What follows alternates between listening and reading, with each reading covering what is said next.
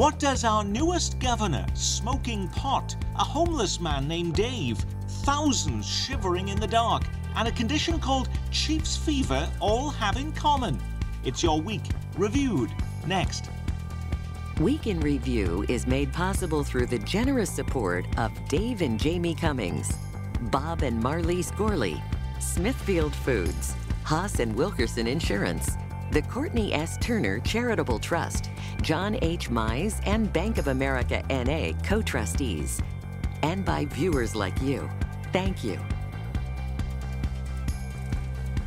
Welcome everyone, I'm Nick Haynes and thank you for joining us again as we connect the dots on the news of the week in this place we call home. Reviewing the news this week from KCUR News, Brian Ellison, who's been tracking Missouri politics this week. From 41 Action News, Stephen Dial has been keeping tabs on everything from local politics to hunting down one remarkable storyline after another about how the Chiefs are impacting our hometown. And his 41 Action News colleague Kat Reed has been on the front lines with utility workers and those seething with anger from lost power.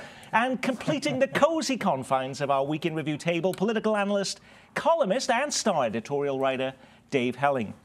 Yes, it's important that Kansas got a new governor this week. And there are tons of important local political stories to pick apart. But they say politics begins at home. And nothing was more frustrating for more Kansas Cityans this week than being left without power for days on end. It's 47 degrees in most parts of the house. We haven't seen this kind of damage in decades.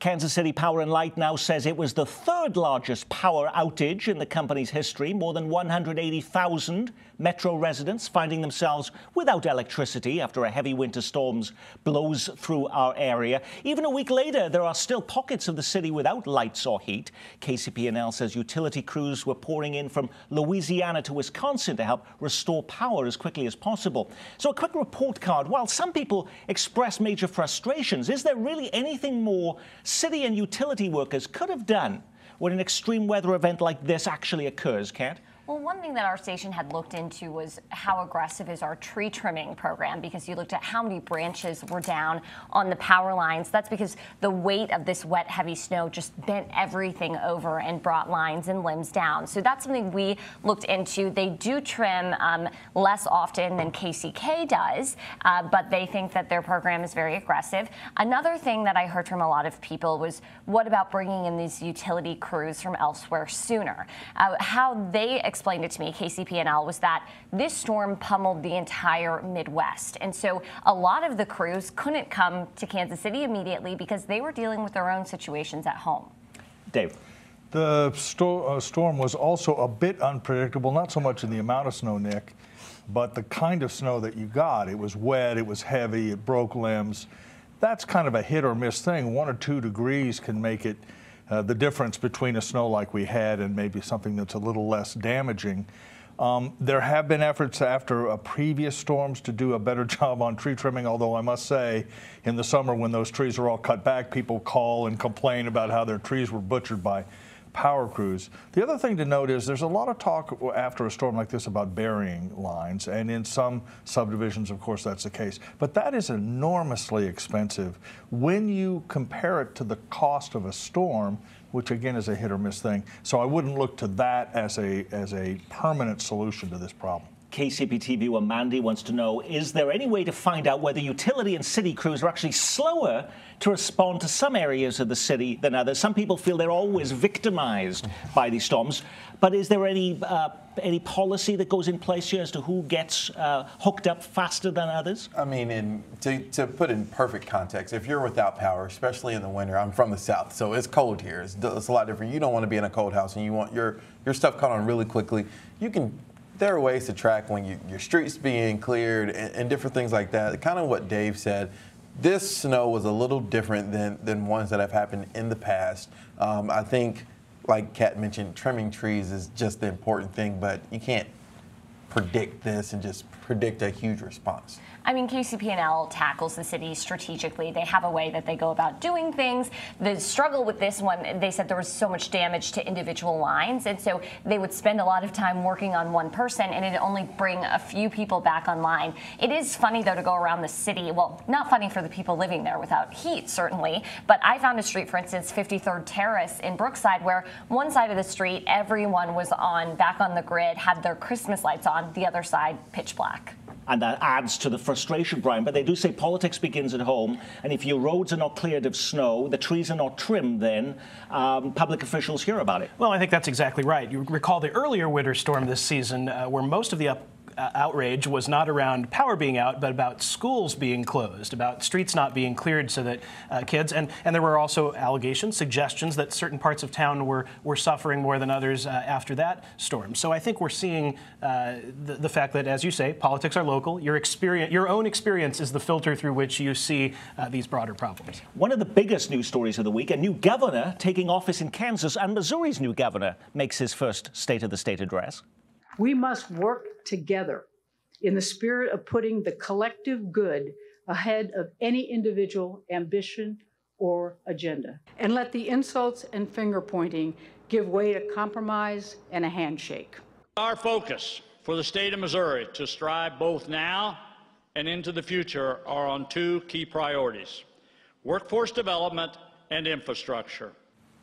Okay, let's start in Kansas. What did we learn from Laura Kelly's first week in office that we didn't know about her before, Dave? Not much. Her agenda is what she promised it would be. 3 major components: fully funding schools, Medicaid expansion in Kansas, and reform of the foster care system. The last will be relatively easy. She wants to add additional workers. But expanding Medicaid is going to be just a battle royal in Topeka. And even funding schools may be more difficult than she anticipates. There's already pushing and shoving over the budget. It will be a contentious session in Topeka. Her first act, though, is none of those things. Right. It is to restore LGBT protections for state workers and actually expand that, Stephen Dial, to include contractors who work for the state of Kansas as well. What are we to read, if anything, into that being her first priority? I think it might have been an easier thing for her to accomplish. Something to look at is not so much what happened this week, is what will Republicans in the Senate and House be able to fold on, because they're not just going to let Laura Kelly have education as a win and this as a win and this as a win. Everyone may say, you know, we all want to fund education and things like that, but still politics. And it'll be important to see what thing will they say, okay, we'll let her win on this if she folds on this. I I'm going to get to you in a second, Kat. I want to bring in Brian here. When we talk about the LGBT protections which happen in Kansas, as a move, as the first decision of the governor. Missouri did something completely different this week. The Missouri House voting actually against providing protections for staffers. That's exactly right. So Representative Greg Razor of Kansas City, a Democrat, introduced an amendment to House rules that would have added those protections for House employees. So this is a much more limited proposal than what we saw in Kansas. But even that was voted on a voice vote down in the House. What I think we take away from that, Nick, is that the reality is that there's a lot of talk about bipartisanship at the beginning of a session. There's sort of this honeymoon going on because we have a new governor in Missouri whose personality is different than the previous governor. But the reality is that this is still a very deeply divided legislature, and it is one where Republicans have absolute control in the House and the Senate and the governor's office. And it's unlikely to see protections for LGBTQ people and any number of other Democratic initiatives make much progress. So Brian uses that bipartisan word. That was something that Laura Kelly said a lot in her State of the State and her inauguration speech. What else did we read from that in Kansas, Kat? Well, I think the other thing about her move to reinstate that protection is that it seems like a very only a Democrat could kind of do this, because, you know, when Collier first took office, the first question he was asked, would you be willing to reinstate these protections? And it wasn't something that he did. So you feel kind of a fundamental shift. And she always said that there would be a shift in the tone of Kansas for as soon as she took office. And so I think that that's part of this. Missouri Governor Mike Parson made his first State of the State address this week. Were there any surprises for you, Brian? No, and I don't think there were any surprises for anyone who knows Governor Mike Parson. His emphasis on workforce development, on infrastructure investment. Those are things that he's been talking about a long time, when he was lieutenant governor, when he was a senator. Those are to be expected. What I think is interesting and very telling is what came out after the address, both some of the details of his budget, some of the restructuring that he's proposing, and some of the Democratic response to the State of the State, which was, in a word, it's great that you're not Eric Greitens, but that's too low a bar. We're going to still disagree with you about policies. And so I think we're in for a very conflicted session on the Missouri side as well. Now, he sounds different than Eric Greitens, and he doesn't do push-ups like Eric Greitens. Or more pull-ups in particular. Okay, all right. Yes, but what about, though, the actual policies? Is he really any much different than Eric Greitens? He will be. One of the one-liners in the State of the State was about tax reform, tax credit reform, which could involve low-income tax credits for housing, which is important in Kansas City. So he certainly has a different tone than Eric Greitens. But let's, just face reality in Missouri. This is also true to a degree, Nick, in Kansas. But Missouri is broke. It's out of money. It just doesn't have enough money to do the things that it wants to do, or that the governor wants to do. So they've responded in different ways. The governor of Missouri wants to whip out the credit card and borrow $350 million for bridge repair. In Kansas, Laura Kelly said, let's look at the pension system, see if we can stretch out those payments. That's kind of like refinancing your house.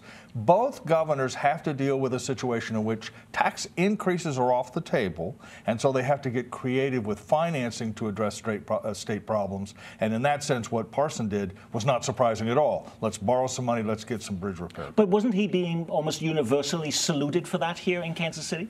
In a way, in Kansas City, and a few things. He got a lot of applause from both sides of the aisle when he mentioned closing a prison and saying that they should not open more prisons. That was something that I think he kind of threw out to appease the left.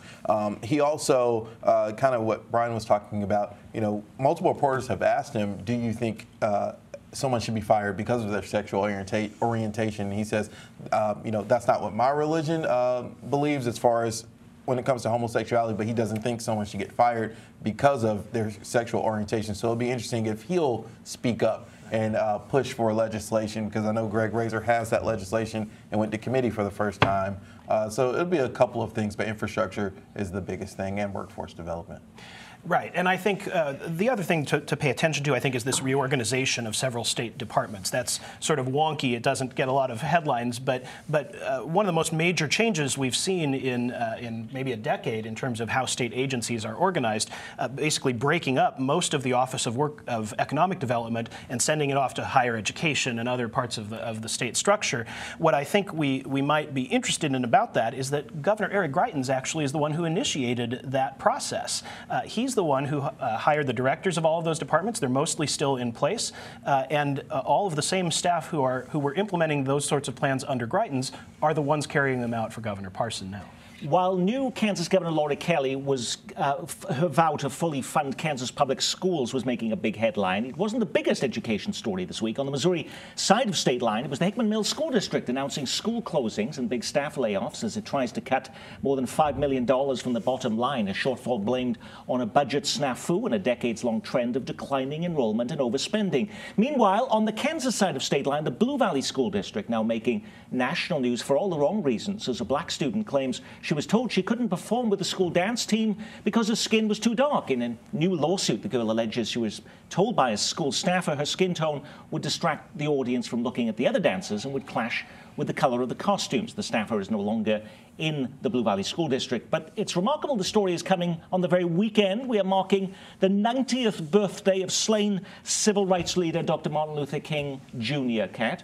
I mean, I think it's sad anytime you hear allegations of this nature. One thing that the Blue Valley School District did very early on, as soon as this news broke, was they tried to distance themselves as much as possible from this staffer, saying as soon as we learned of these text messages, we let go of this staffer, we promote equality and inclusion, but they are still named in the lawsuit. So whether they'll be able to distance themselves enough from this person or whether they will still be kind of on the hook in the situation remains to be seen. Dave.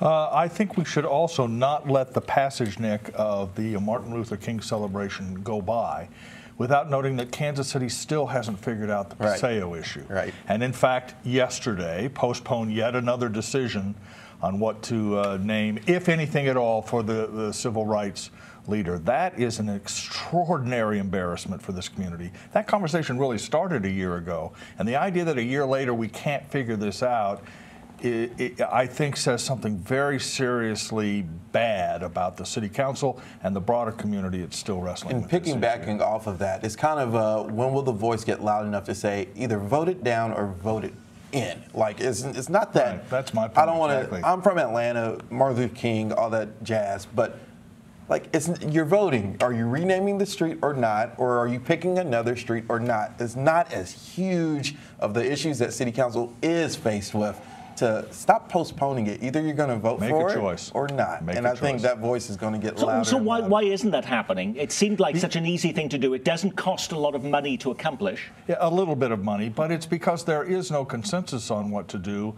among the council, among the leadership in the African American community, among the people on the Paseo, some of whom oppose this, some fairly strongly. There are alternatives, but none has risen to the top. Emmanuel Cleaver's compromise is getting no traction whatsoever. It's just a shame that we can't all get in a room and figure this out, in my view. Well, and don't you think also that part of the problem is that we're now in we're entering the more intense election season in the Kansas City municipal elections. We have 12 candidates for mayor. When the filing list was announced this week, 6 of them are on the city council. All of those seats are up for grabs. I think it's going to be very difficult to make progress on a conflicted, difficult situation, really at all. But should we be surprised when we can't do things like the airport, which was voted on overwhelmingly by the public, and that's still a lingering issue again this week? I don't think it's surprising. The only thing I find surprising is one issue that continues to come up is why not rename an east-west street, like 63rd or Numbered Street. I'm shocked that idea hasn't gained more traction at this point. More than 2 months after Missouri voters approved medical marijuana, the state has now begun accepting applications from groups wanting to get into this newly legalized business, either as growers, manufacturers, or dispensers of state-approved weed. But if it'll cost you up to $10,000 just for the application, which is, by the way, non-refundable. Who's trying to get in on the act? Well, we don't know. The state says that's confidential. So, Brian, we have no idea who's trying to cash in on Missouri's biggest new revenue source? We have no idea. And the state insists that part of the constitutional amendment that was adopted was that the state will maintain the confidentiality of the information contained in those applications, which was designed to protect, I guess, proprietary business information. However, various groups, including media, are suggesting that that was not the intent, that you still have a right to know who's doing the applying. Why does it matter? I think it matters because there's so much money involved, Nick. We've seen it in Oregon, we saw it in Colorado, other states that have gone down this road. There's huge amounts of money, not only for the businesses involved, but potentially for the state. And that's why there's so much interest in the legislature this year as well.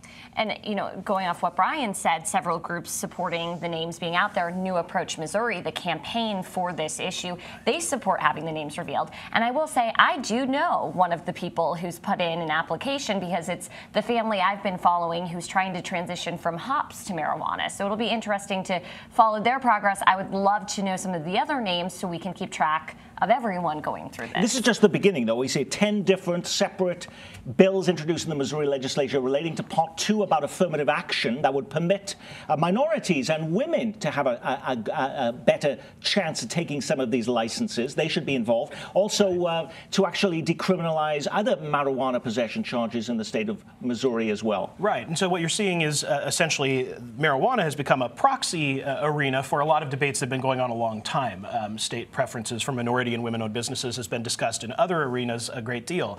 Sentencing reform, whether we should be punishing marijuana users at the same level that other drug users are punished at. All of these things have come up before in different forms. What's interesting in this case is that we've sort of got a new arena to have the conversation. I think you'll see some partisan splits, but remember, the support for legalizing medical marijuana came just as strongly from rural parts of the state, from Republican-dominated parts of the state.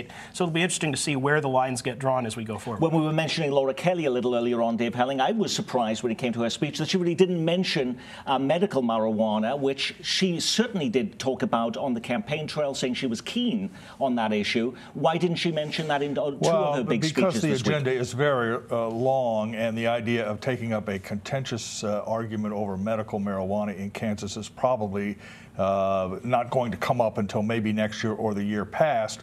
There'll be other things, by the way, Kansas has to deal with, including sports gambling and some other stuff. But the interest in the licenses in Missouri, I think, reflects not only the idea of medical marijuana, which is all that voters approved. That's not going to be really that lucrative.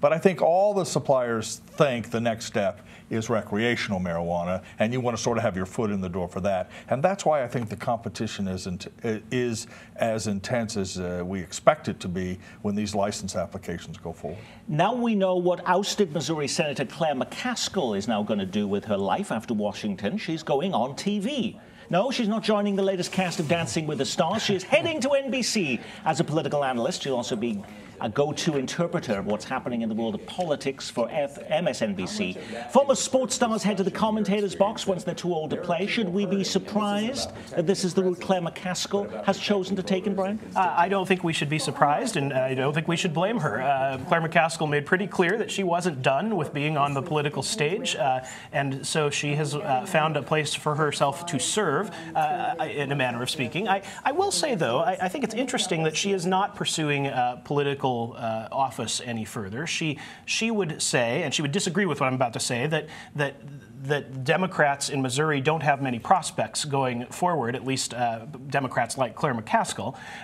She would disagree with that. She thinks there is a future for the Missouri Democratic Party. She said so to my colleague Steve Kraske on KCUR, but the reality is she found the more lucrative and the successful field was probably on television. A couple things. First of all, there's a little-known rule that if she can do my job, I can do hers. So I'm going to run for the Senate here in 2 years. I thought I'd announce that here today.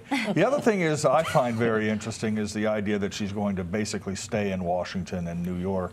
You know, they always talk about how much they love the home state. I just love my crazy state. I love Missouri. It's just the greatest place of all. And then when the career's over, but the steaks and wine are great in Washington, and maybe I'm going to stick around. And by the way, that's not just about Claire McCaskill. Jim Talent has stayed in Washington. We're going to talk about Kevin Yoder in a minute. He stayed in Washington. I mean, it's very difficult to get members of Congress, once they lose their seats, to come back to the old homestead. And Claire is no as Dave mentions, also this week we learned that what former Kansas Congressman Kevin Yoder is going to be doing with his life. He's now signed on with a Washington lobbying firm, the political news source The Hill, reporting that Yoder will be a partner at 8HQ Ventures, which bills itself as one of the most experienced federal advocacy service firms. Among their clients is T-Mobile, the company trying to take over hometown Sprint. By making this move, does that mean Yoder is no longer interested in running for Pat Roberts' Senate seat? I will be honest to say it threw me off when that announcement came Because we've been showing you the video footage of you having a little meal there with Kevin Yoder during the campaign. It's really interesting that he's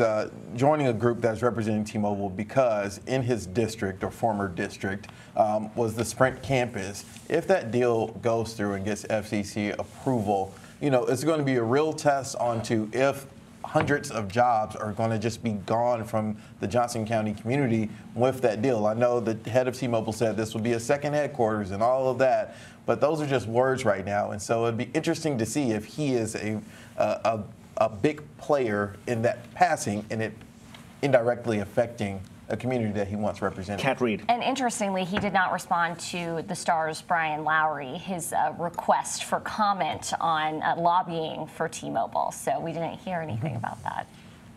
Make no mistake, the biggest news of the week had nothing to do with what was said from behind a podium in Topeka, Jefferson City, or perhaps even in the corridors of power in Washington. For many people, it was the Kansas City Chiefs who, for the first time in more than a quarter century, win a home playoff game. And now are just one win from being in the Super Bowl, even with masses of Kansas Cityans without power because of the storm. More than 6% of every home with a television was glued to the Chiefs over the weekend. 81% of every home watching TV was tuned to the Chiefs. Can you think of any event in Kansas City where more than half the population is paying attention? Yeah, the World Series. Yeah. When the Royals were in the World Series just a couple of years ago. But no, that we did a podcast on this subject this week, Nick. There's nothing like a sports franchise to sort of unify all parts of a community in interest. Now, does it have any bigger meaning to that? Does that mean we're all going to get along? Probably not. It doesn't. The Royals' victory in the World Series didn't really impact the murder rate or other things. A direct line from sports success to community changes cannot be drawn, but it's a great thing. It's a great, fun time, and we're all going to enjoy the weekend, I think. Chiefs Mania was taking over the city. Worlds of Fun renames its Patriot Ride the Patrick. One enterprising resident renames Holmes Road Mahomes Road. And it's a week that sees national news attention, not just on Chiefs players themselves, but makes a hero of a man named Dave, who's getting coast-to-coast attention as the homeless Good Samaritan who bails a Chiefs player out of a game day jam. How has life changed for the man living in a car with busted-out windows after he helped Chiefs guard Jeff Allen dig his car out of the snow before the last week's playoff game? Stephen? So, before I go into how his week has changed, I will say this. Because a lot of news stations, we all reported, Dave has a long, lengthy criminal history. No one is negating that. No one is saying that he is not a career criminal. What happened a couple of days ago was him stopping on the side of the road as a person living in his car to help a Chiefs player. The Chiefs player tweeted about it, and since 7 days later, it has drastically changed his life. People have been mailing stuff to our station. The new Home 2 Suites Hotel in the Crossroads is letting them stay there for 5 nights. People have offered him jobs. He told me that he's about 35 days clean. He's addicted to meth. He is very well known in a lot of our police departments, but he says that he can't let people down, and so hopefully this helps him turn his life around. But also, when the media, including us, give a person who's not used to all of that exposure, all this exposure, you're on such a high, you can easily drop. And so I'm just hoping that he has his sister in his corner who is more stable and has a family and a good job. And so only time will tell how his life will really change. But this week it has drastically changed. And that is our Week in Review. Our thanks to our news reviewers from 41 Action News, Stephen Dial and Dave Helling of your Kansas City Star, 41 News reporter Kat Reed, and from KCUR, Brian Ellison, host of the Missouri Politics podcast State House Blend. And I'm Nick Haynes from all of us here at KCPT. Thanks for spending part of this Chiefs weekend with us.